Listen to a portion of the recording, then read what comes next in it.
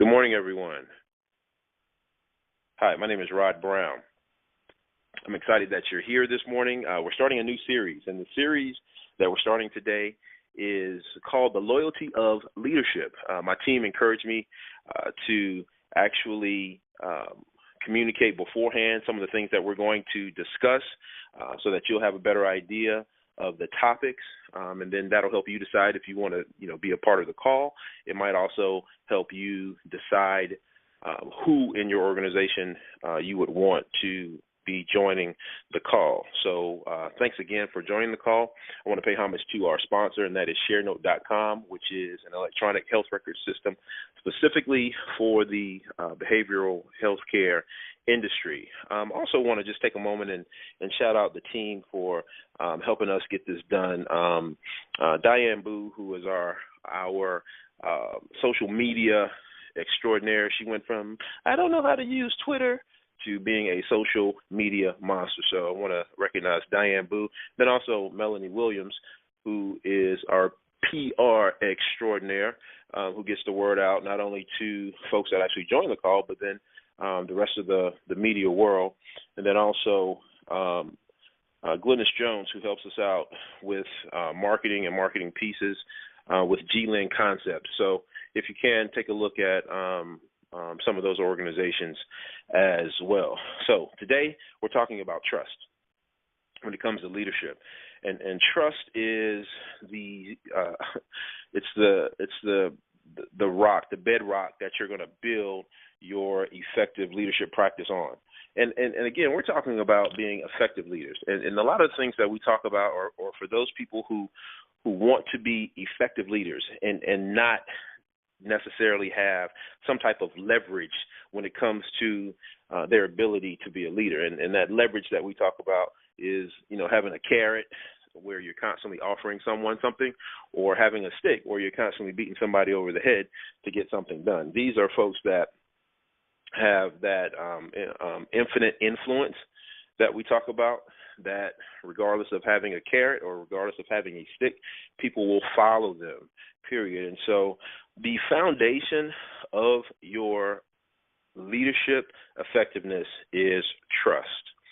And building trust requires three things. Those three things that we're going to talk about is competence, being able to connect with the folks that you lead, and then also your character. Competence is what you know about your particular vocation, or what you know about the area of which you're leading folks.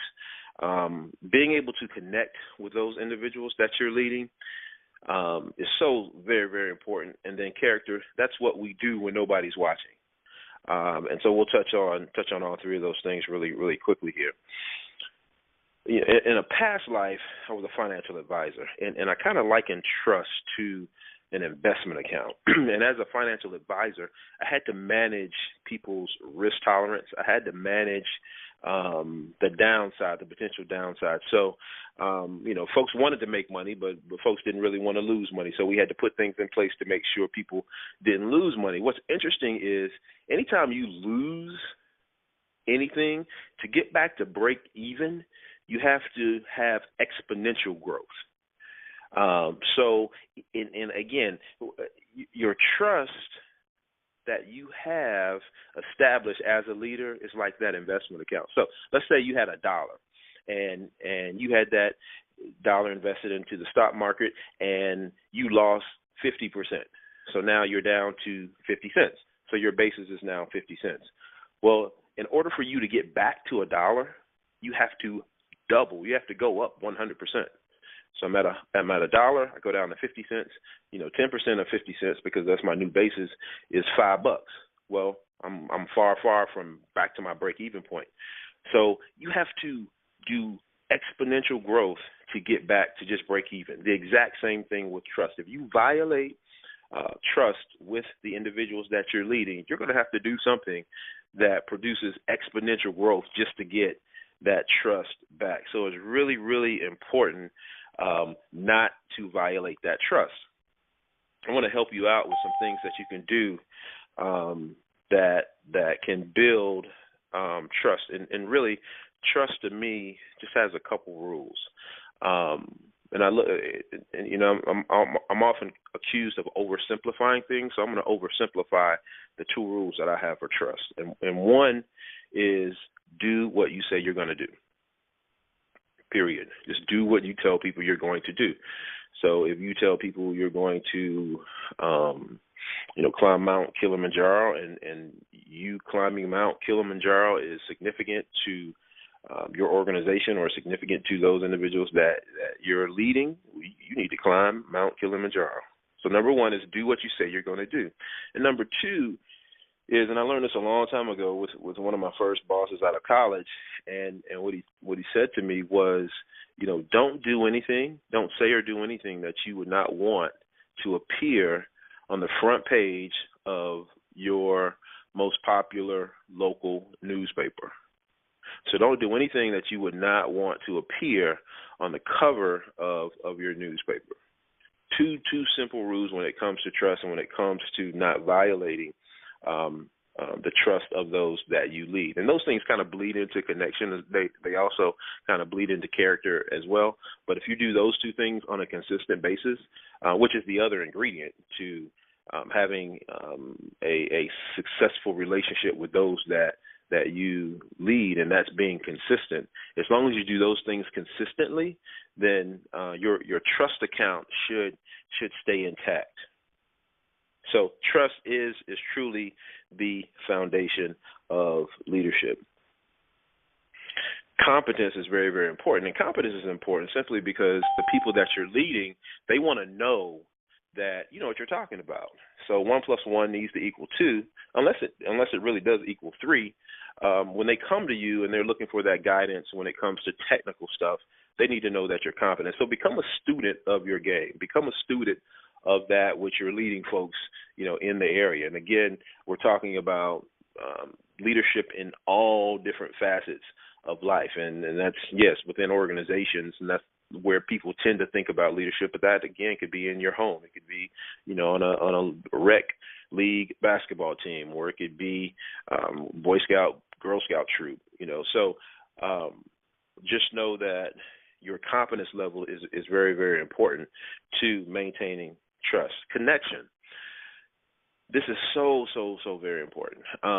Being able to connect with individuals. People know when you are genuine, and connection doesn't mean that you hang out with the folks that you're leading all the time, that you spend a large amount of time with them all the time.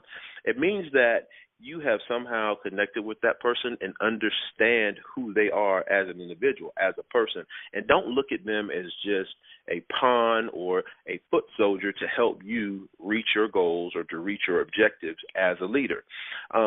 Asking simple questions like, how was your weekend? Knowing their children's name, knowing the things that are important to them, knowing their favorite sports team, simple things like that you can have a conversation with them or a brief conversation or even an extended conversation about something other than what you guys are trying to accomplish in your role as leader and as follower. So it's very, very important to be able to connect with individuals on levels beyond, the workplace, or on levels beyond, the team. So connection is super, super important. The next thing is character. And again, I'm going to oversimplify this. I think, when it comes to character is simply, those things that, or a measure of our character is those things that we do when no one's looking. Okay, how are you when no one's looking? What's your attitude when no one's looking? Are you doing the right thing when no one's looking? Are you crossing the T's and dotting the I's when no one is looking? Or are you taking shortcuts when no one is looking?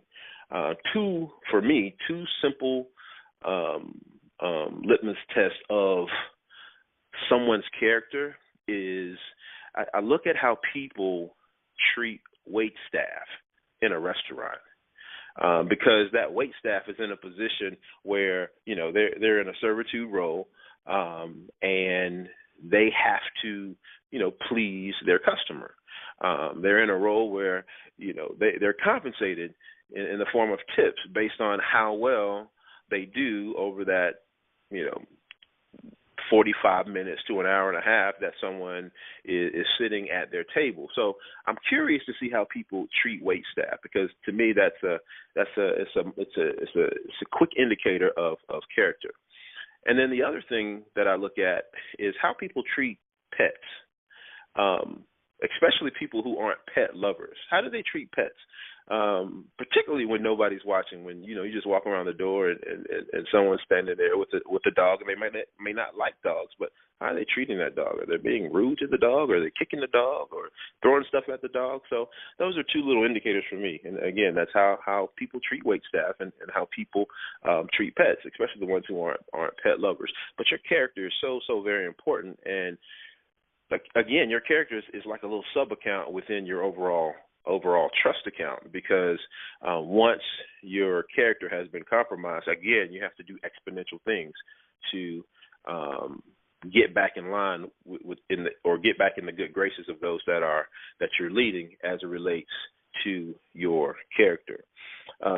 Character makes trust possible, and trust ultimately makes leadership possible. It will be very, very, very difficult for you to be an effective leader if those that follow you do not trust you.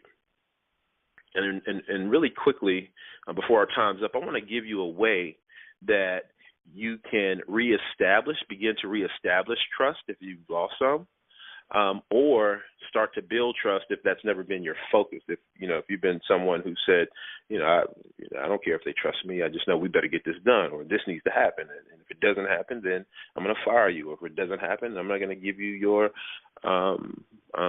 frozen yogurt this week. I don't know, but whatever that carrot or that stick might be. But I'm talking about an effective leader. If you care about trust, this is something you can do. It's really, really simple.